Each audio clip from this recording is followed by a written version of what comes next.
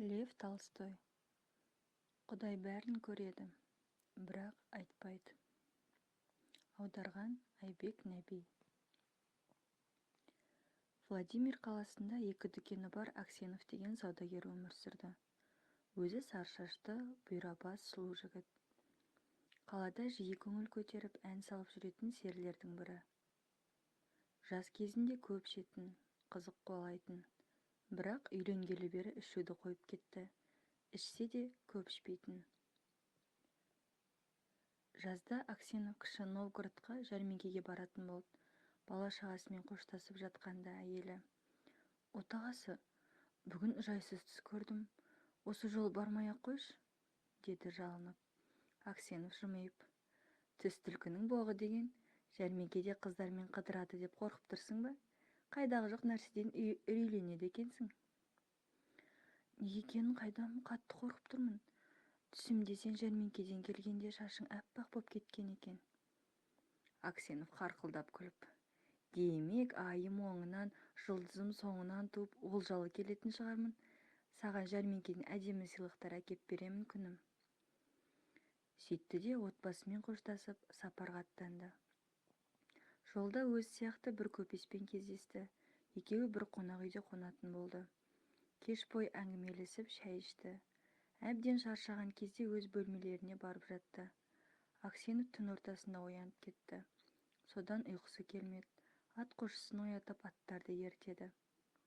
Таңғы салқынмен жолға шықпақ болды.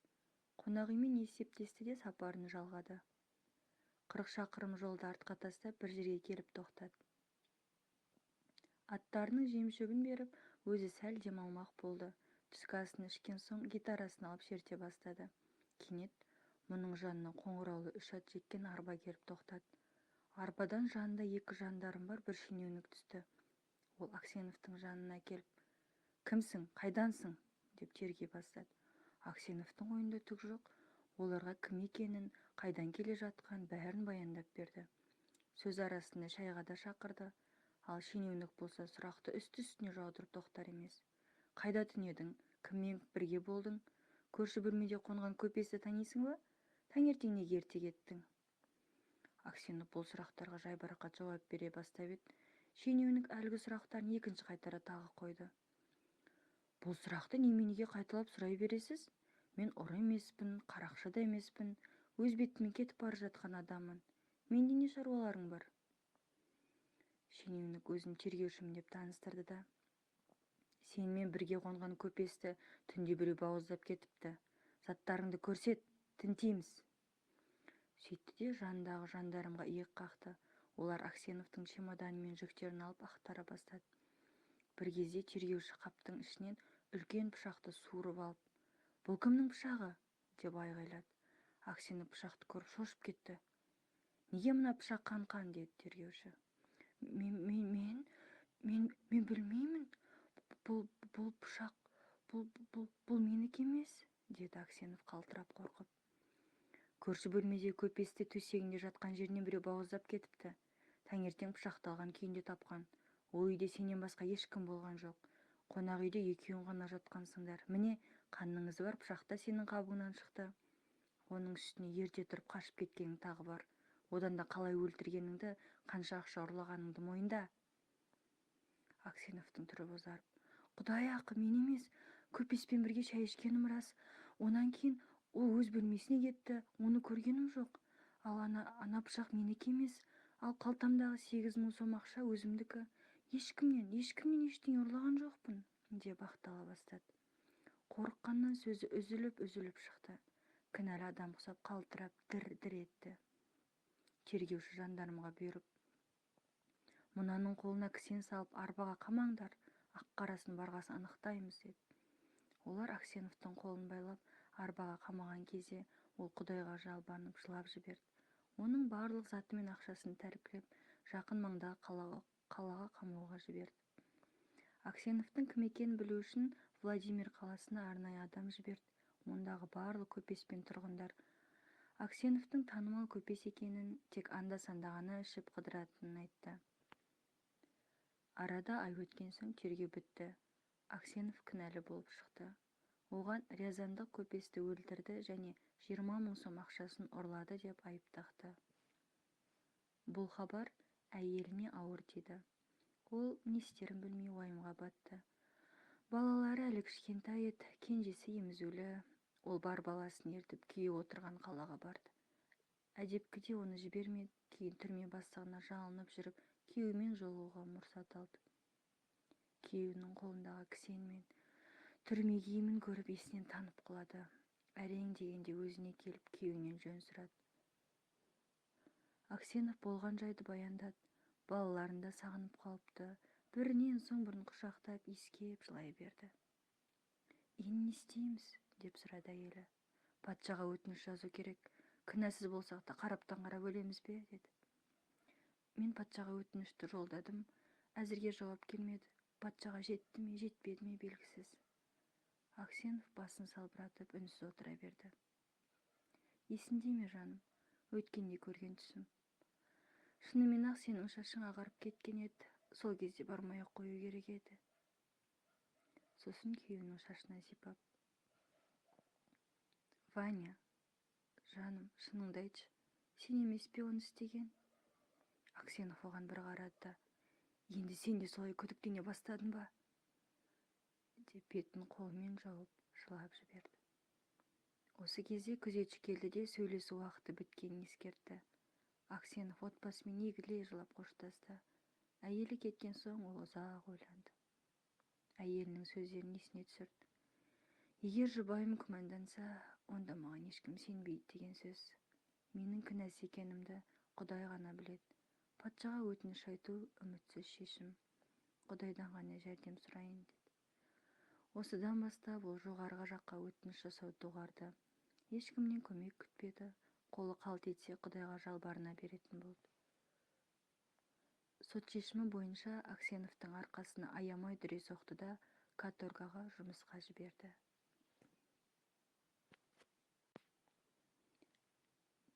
Аксеновтың Сібірдегі каторгада жүргеніне 26 жыл болды. Шашы мен сақалы қардай аппақ еді. Бұрынғы ақ жарқын көңілден қылауда қалмаған. Жүзін мұң торлаған, белі бүкірейген, өзі жай жүреді, аз сөйлейді, ешқашан күлмейді. Қашан көрсең Құдайға құлшылық қылып жатады. Түрмеде Аксенов етік тігуді үйреніп алды. Тапқан ақшасына кітап сатып алып оқиды. Ал бос уақытында Құдайды зікір етіп әуенге салатын. Қартайса да даусы әлі бабында еді. Түрме бастығы Аксеновтың мойынсұнғыш, көркем мінезі үшін сыйлайтын. Түрмедегілер оны ақсақал немесе тақуа деп атайтын. Жоғарыға өтініш айтар болса, Аксеновқа өтінеді. Өз арасында дау туса, Аксеновты қаз ететін. Аксеновқа үйінен хат келмеді. Сондықтан ол әйел мен балаларының тірі не өлі екенін білмеді. Бірде түрме іші жаңадан сотталған қылмыскерлермен толықты. Жұрт оларды қоршап алып қайдан келгенін, қай қалада тұрғанын, не үшін сотталғанын сұрай бастады. Жаңадан келген қылмыскердің біреуі ұзын бойлы, денелі, 60-қа таяған қария екен. Ол өзінің не үшін сотталғанын айтып берді. «Ешқандай күнәм жоқ еді, қараптан қарап тұтқындады. Бір жерге тезірек жетуім керек болған, сосын бір танысымның атын шанасынан шешіп алып мініп кеттім. Артымнан жандармдар қуып келді, бас салып ұстап алып ұрладың деп айып тақты. Ал мен межелі жерге жеткен соң атты босатып қоя берген едім. Оның үстіне аттың иесін танимын. Не қылмыс түсінбедім. Тергеуші мен ерексең отырғызып қойды. Жазығым жоқ дейм, бұған дейін талай қылмыс жасадым, бірақ болмайтын нәрсемен сотталған жаман екен. Әйткенмен боларсы болды ғой, баяғыда осында түсуім керек еді. Өздері ұстай алмай жүрді», деді. «Өзің қайдан боласың?» деп сұрады жаза өтеушілердің бірі. «Владимир қаласынан, сол жердің байларының бірімін. Есімім Макар, жұрт Семенович деп атайды». Владимир деген сөзді естігенде Аксенов басын көтеріп: «Эй, Семенович, сен Владимир қаласынан болсаң, ондағы Аксенов деген көпесті естуің бар ма? Тірі ме екен?» Әлгі Сібірге айдалған көпесті айтасың ба? Я, естігем. Ол да сіз бен біз секілді күнәһар боп тұр ғой. Ал сіз, қария, не үшін мұнда отырсыз?» Аксенов өз оқиғасын баяндағанды ұнатпайтын. Күрсініп алды да: Күнәларымның жазасын тартып жатырмын. Тұтқында отырғаныма 26 жыл болды, деді. Сонда қандай күні? Деп сұрады Макар. Оны бір Құдай ғана біледі. Осында қамаса бір ойлағаны бар шығар, деді де Аксенов орнынан тұрып кетті. Әрі қарай әңгімелескісі келмеді. Бірақ қапаста отырған өзге серіктері Аксеновтың Сібірге қалай түскені жөнінде айтып берді. Бұл оқиғаны естігенде Макар Семенов Аксеновқа үңіле қарады да тізесін қолымен шапаттап: «О, Құдайым-ай, осындай да ғажап болады екен-ау, өзің де әбден қартайыпсың». Жұртыдан неге таңғалғанын сұрады. Макар Семенов жауап берместен: «Ғажап жігіттер, қай жерде кездескенімізді қара», деді. Аксенов оның таңғалысын көргенде, мүмкін көпесті кім өлтірген білетін шығар деп ойлады. Ол: «Семенович, бұл іс жайлы естіп пе едің? Бұрын кездестік пе?» деп сұрады. «Естімегендеше, өсек бір жерде тұрмайды. Иә, бұл істің болғаны қашан, тіпті естігенімнің бәрін ұмытып қалдым», деді Макар. «Мүмкін сен көпесті кім өлтірген білетін шығарсың», деді Аксенов үміттеніп. Макар ыржиып күлді де: «Пышақ кімнің дорбасынан шықса, сол өлтірді емес пе? Тіпті дорбаңа басқа біреу пышақ қалдырып кетсе де, ұсталмаған ұры емес. Оның үстіне басыңдағы жастанып жатқан дорбаға қайтып пышақ жасырасың? Оянып кетіп біліп қояр едің ғой». Бұл сөзді естігенде Аксенов көпесті өлтірген осы адам болу керек деп ойлады. Ол орнынан тұрып аулаққа кетті. Түнімен ұйықтай алмай дөңбекшіп шықты. Жүрегін мұң басты. Көз алдына әйелін, балаларын елестетті. Әйелі сол баяғы жәрмеңкеге шығарып салар кездегі жап-жас, сұп-сұлу. Басына әдемі қызыл орамал тартып алған, бұған күліп әңгіме айтып жатқандай. Балаларының бірі үстіне әдемі тон киіп алыпты, бірі құндақта. Олардың жылы жүзін елестеткенде Аксеновтың жүрегі езіліп, көзіне жас шығып кетті. Сосын өзін есіне түсірді. Кезіне қандай жігіт еді. Шіркін, бағымен бабы-қатар жанған қаладағы ең жас саудагер болды. Өзі де сұңғақ бойлы, сымбатты жігіт тұғын. Тіпті талай қыздың арманы десе де болғандай. Гитарада ән айтып көңіл көтергенді ұнататын. Қазір Сібірдің қақаған суығында ағаш кесіп ауыр жұмыс істеп жүр. Осы жерде бақандай 26 жыл өтіпті. Жанына қатты батқаны, жазықсыз сотталғаны. Егер қылмысы болса, бүйтіп қиналмас еді. Қатты мұңайғаны сонша өзіне қол салуды да ойлады. Бірақ бұл ойынан тез айныды. Бәленің бәрі мына қанішердің кесірінен, деп түйді. Сосын Макар Семеновке деген ыза кегі пайда болып, оны өлтіргісі де келді. Түнімен ғибадат жасап, дұға оқып көрді. Бірақ жүрегі тыныштық тапқан жоқ. Сол күннен бастап ол Макарға жақындамады, тіпті назар салып қарамады. Осылайша арада 2 апта өтті. Бір күні түнде ол әдеттегідей ұйықтай алмай қойды. Олай бір, бұлай бір дөңбекшіп жатыр еді. Кенет тысыр еткен дыбысты естіді. Дыбыс шыққан жаққа қарай барып еді, бір нардың астында үйіліп жатқан топырақты байқады. Нардың астына еңкейгенде Макар Семеновты көрді. Ол да ұрлығы білініп қалған адамдай Аксеновты көріп шошып кетті. Аксенов оны көрмегендей боп өте берейін деп еді, Макар оның қолынан шап беріп ұстап алды. Ол өзіне түрмеден қашып шығатын, жол қазып жатқанын, топырағын етігінің қонышына толтырып, тысқа серуендеуге шыққан кезде білдірмей далаға төгіп тастайтынын айтты. Сосын бұған қадалып: «Ей шал, жан баласына айтушы болма. Егер біреу-міреуге айтар болсаң, өлтіремін», деп қорқытты. «Ей Макар, мен өйтіп қорқыта алмайсың.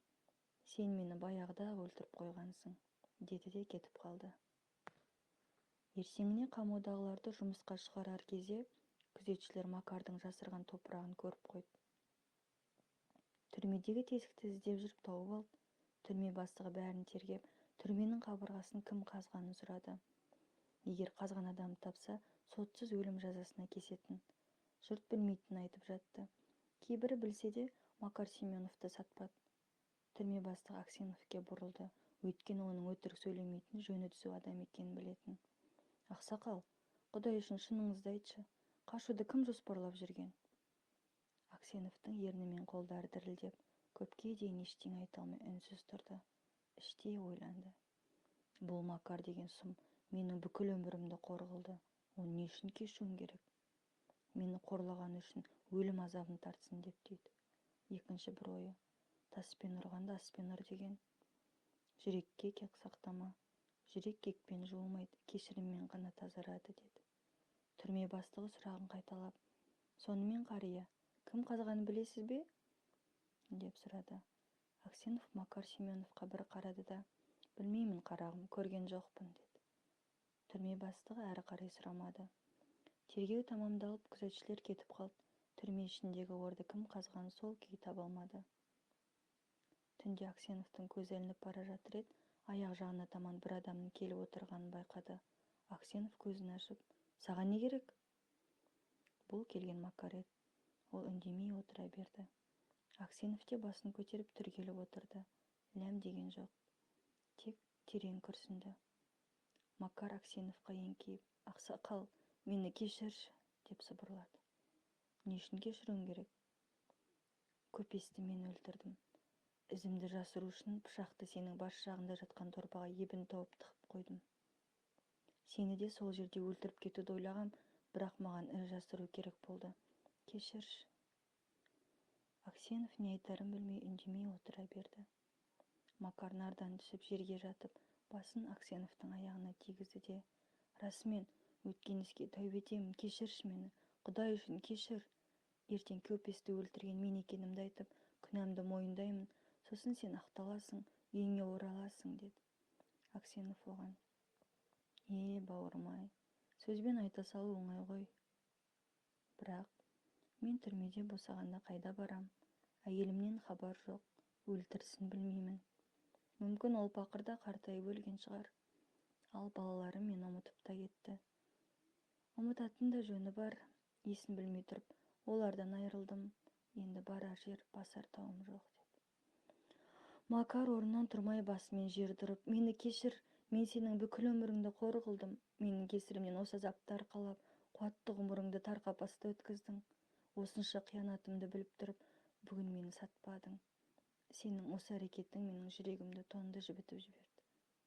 Мен залымды кешіре гөр, деп еңіреп жылады. Макардың жылағанын көріп, Аксенов та егіле түсті. Сосын нардан түсті де Макарды құшақтап, мен сені кешіргенмін, енді Құдай кешсін деп дұға қыламын. Адамзат періште емес, қателік жасауға, қиянатқа бейім, білместікпен жасайды. Сайтанға ереді. Бірақ сол күнәсін түбінде түсініп тәубе етсе, бәсі періштеден де жоғары болып шыға келеді. Егер сенің қиянатыңнан осы жерге қамалсам, Құдайдың бір білгені бардағы. Қараш, соның арқасында мен Құдайға жақындай түстім, деді жымиып. Сол сәтте Аксеновтың көңіліндегі ауырлық жоғалып, жеңілдеп сала берді. Ол бұрынғыдай үйін де, әйелін де, бала-шағасын да сағынбады. Өзінің жас күнін есіне алып тебіренбеді. Тіпті осы қапастан кеткісі келмейтінін түсінді. Ендігі бар ойы абыроймен жан беру. Макар ертесіне түрме бастығына барып барлық күнәсін мойындады. Тіпті түрме ішінен қашатын жол іздеп, ұра қазғанын да мойнына алды. Арада біраз уақыт өтті. Аксеновтың ісі қайта тергелді. Макардың куәлігі тіркеуге алынып, сот Аксеновты босату туралы шешім шығарды. Бұл қуанышты хабар Сібір түрмесіне жетті. Түрме бастығы жазықсыз жанның ақталғанына қатты қуанып, Аксеновтан сүйінші сұрай келгенде, оның о дүниеге жүріп кеткенін көрді.